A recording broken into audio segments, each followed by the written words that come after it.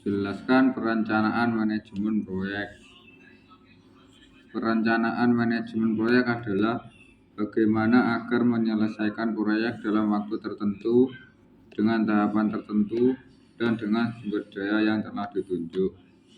Adapun fungsi proyek yang pertama adalah sarana komunikasi bagi semua pihak penyelenggara proyek. Yang kedua, dasar pengaturan alokasi sumber daya. Yang ketiga, alat untuk mendorong perencanaan dan pelaksanaan, melihat ke depan dan menyadari pentingnya waktu. Yang keempat, pegangan dan otak ukur fungsi pengadilan di mana perencanaan yang tidak tepat.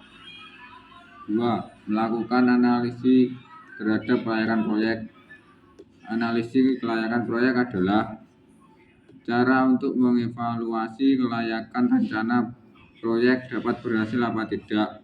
Adapun langkahnya adalah yang pertama yaitu analisis awal, yang kedua evaluasi kelayakan keuangan, yang ketiga lakukan penilaian pasar, keempat pertimbangkan kelayakan teknis dan operasional, yang kelima tinjau titik kerentanan proyek, dan yang terakhir ajukan keputusan.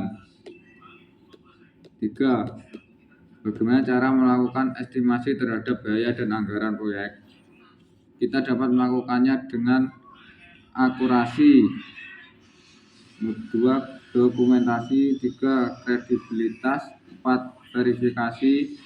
5. Identifikasi resiko. Menjelaskan tahap eksekusi proyek. Ada 10 strategi eksekusi proyek. Yang pertama, memanfaatkan perangkat lunak manajemen proyek.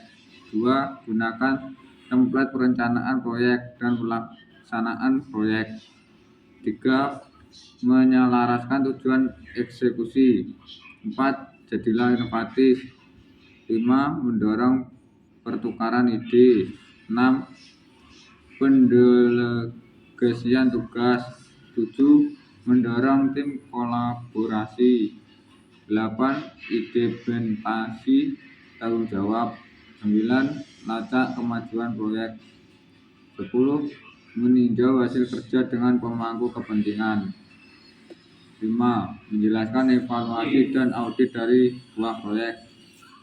Evaluasi proyek adalah proses penilaian pencapaian tujuan dan pengungkapan masalah kinerja program atau proyek untuk memberikan umpan balik bagi peningkatan kualitas kinerja proyek.